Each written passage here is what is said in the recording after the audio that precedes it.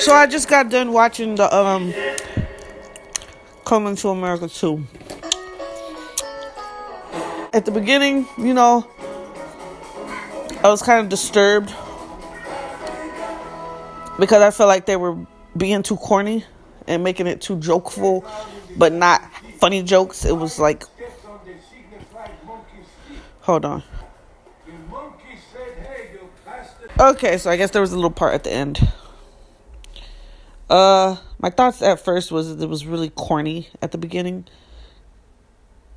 I am a fan of the original. It looked real to me, and my thoughts at the beginning was like, you guys making it look really costumey, really fake and corny, kind of Tyler Perry, Medea type thing, which is how they ended it at the end, which it was happy, but we're not at the end yet. But I just wanted to say at the beginning, I just thought it was just, I had to warm up. I definitely had to warm up. What do you think about the beginning? I mean, the whole movie was, you definitely ain't gonna get the same thing that you got from the first one. It was corny. It was definitely corny in its own way, but it had some good parts in there. The music parts, the dancing parts. They try to do what they can do to kind of make up for how corny.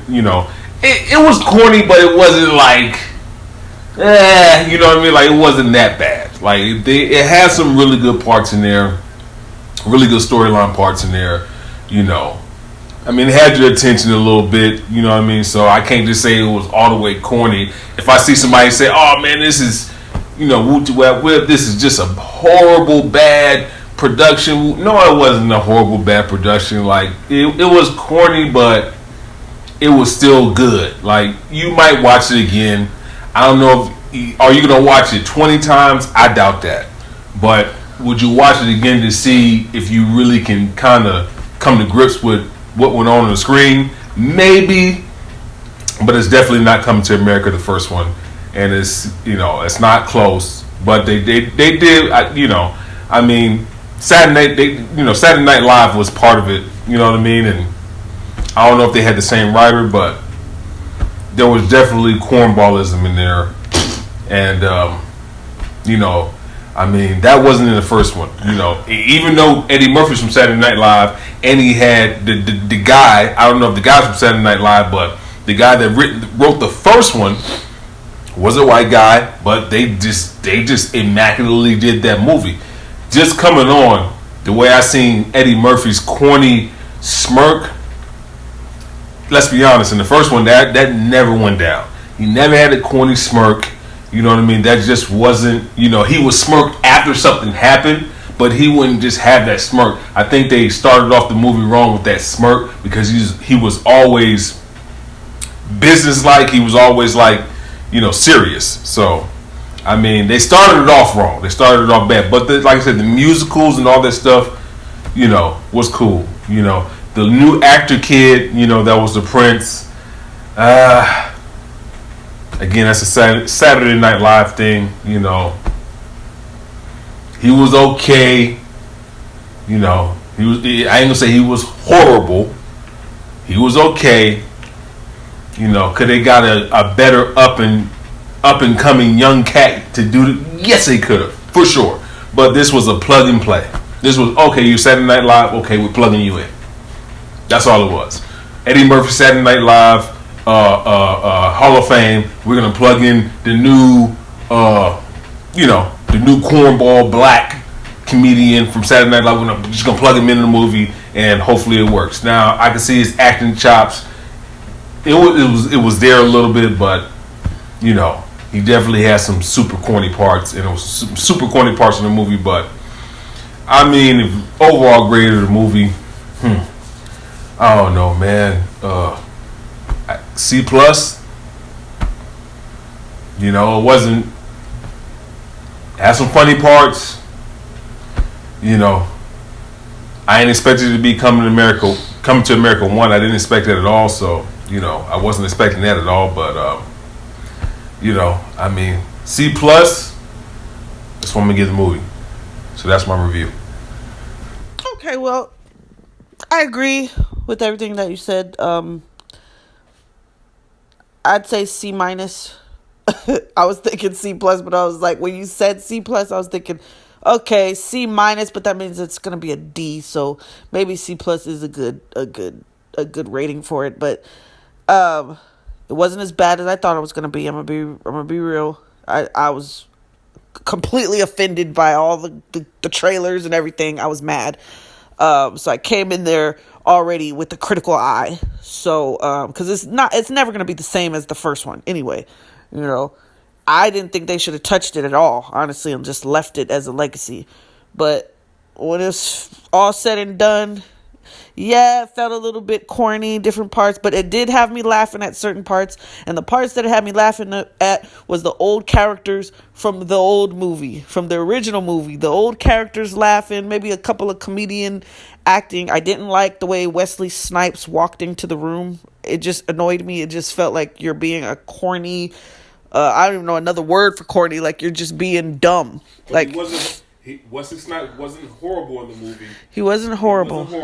I just didn't like. He did an okay to pretty good job as far as whatever they try to portray him as. Like he was, I kind of seen a little bit of New Jack City in there. I just kind of could see just his acting chops. I can kind of see that in there. So he just made it. It wasn't horrible. His part wasn't horrible. I didn't think his part was horrible. I just didn't like the way he walked into the room. Like if you're supposed to be some type of funny villain, that walk into the room was not funny. I couldn't take you seriously as a villain. It just you walking in the room like you're just this goofy thing. Like you're supposed to be scary. You're supposed to be about to kill the king. Is like at least walk into the room powerful. He walked into the room like a joke. And maybe they did it on purpose. I don't know. But when I seen him walk in, that was his thing. He kept doing it. It wasn't just a one-time thing. He just kept doing it. That's how he entered the room. I didn't like it. Thought it was a little bit retarded.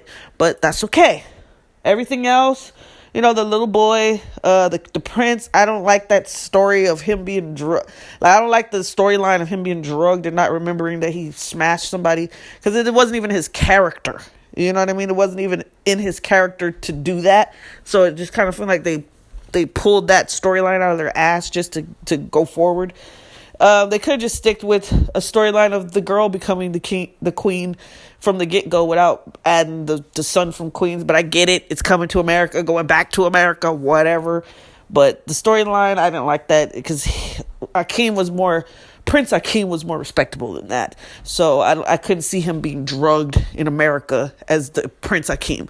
So that was just like a storyline they pulled out of their ass. The comedian lady, I don't know her name, the mom, it was like cringeworthy a lot of the times, but then it was like she was funny at times, but it was just like, stop it. And I know how they try to mix the American culture with the African culture, so I accepted that, the music, and I was like, hey, the music, but I'm thinking, does this belong here? But then it made sense because, Lisa is from America, and then the other mom was from America. I'm glad with her they didn't do the extras. Like I think they could have really did like the extra corny, super corny, just Saturday Night Live jokes with her, but. Yeah, her character was kind of consistent. It was, she was funny. You know what I mean? She was funny. You know what I mean? I thought they were going to extra cornball her out, and they didn't do that. So I got to say, that was a plus for the movie that they didn't just extra cornball her character just all the way out. Yeah, she was natural with it. It's something we're used to in America. I just felt like when I watched the Coming to America original, that made me feel like black royalty is real. And the way they play it down and cornball it out makes me feel like they're making a mockery out of it. And it just felt more real to me, the original version, than this one did. Even though we have better technology, we're supposed to have better costumes. Everything just... it wasn't as... It should look even more royal with the technology that we have, with the costumes, with the colors, with everything. It should look even more royal. They did have Eddie Murphy looking like a 1971 pimp. I must say that. I said that one time in the movie. I said, why does he have white shoes on with an orange clown outfit like Frank, what's the dude? Like Frank White said in freaking in the joint. He was like, got that clown suit on. causing all this attention over here. He had that type of suit on. He had the white Billy White shoes with the orange clown outfit. You know what I mean? He tried to put a little jacket over it, but I was like, dude, this is not how King dresses, bro. Like, exactly. And I don't like that. It should have been off his royal attire. He looked like a clown. Like, yeah. Come on. Exactly. So that's the costumes could have been more put together, because why in the 80s did they have better put together costumes than they do now with all the with the upgrade and technology and all that stuff? Just to be honest, wardrobe in the 80s was probably better than it is right now. You're right. The materials and everything, right? So they got these corny fake materials trying to reconstruct the old vintage look. Yeah. So yeah, when I seen him arrive, even with the same outfit on, he arrived to America and it looked not rich to me. Like, it looked like a costume. But in the original movie, it didn't. What I did like was the clips of the old scenes, because it brought you that nostalgia, like, oh shoot, I remember that. And then it brought the people that didn't really know the original movie up to speed a little bit with different parts. So I did like how they added that. I like the family pictures so you can tell the story. I like them having the original characters just to blend everything together and just allow everybody to come together, and the new people, the young people that weren't even alive, and then the old people and the middle people that know about the movie. So I would definitely recommend everybody must watch the first one first. You cannot just skip to this one and then go back. Like, you have to watch the first one first. You can't not, because then you would see that this version is not the version. So, I see that they tried. I'm glad that they casted a whole lot of black actors and put everybody in there that they could possibly throw in there that we know of, new, and it kept as many of the old characters that they had. But overall, C+, C. I ain't gonna say C-. I'm gonna say C+, or just a straight C. I ain't gonna say C-. Just because it did have me paying attention, because I didn't want to miss what they're saying, and then there was a lot of laughter, the different parts. To me, I just think they should have bought, like, not faces that we're familiar with, because just like in the first one, we weren't familiar with those faces at all. We were familiar with Eddie Murphy, but we weren't familiar with the other cast, and that's what made the movie a real movie, because now you got to learn different people and how their acting chops are, and it made it a movie. It made you kind of wonder, like, in suspense, like, well, how's this person? We knew Eddie Murphy was going to be funny, but then he played a different role. He played the serious cat, and then he had all these characters. He just did a phenomenal job. Now, with this one, when I say corny, I mean you get the cornball from Saturday Night Live, you get Tiana Taylor, okay? It's just, you make it corny. Like, don't do that. Like, yeah. The barber chick, we don't know her. Cool.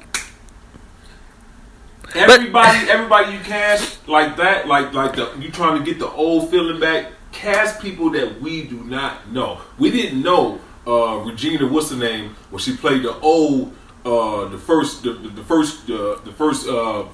princess that was supposed to be the princess, barking like a dog. We didn't know her. Mm-hmm. You know what I mean? Like, that was her own lane. You know what I mean? Like, we wanted new and up and coming that we ain't never seen before. We ain't seen this little ugly little dude in Saturday Night Live. Come on, man, look, don't cast him. Cast people that we ain't seen before, that are talented, that need a chance, that's going to give people a fresh brain about everything. Yeah. I didn't like that, but he didn't do a horrible job.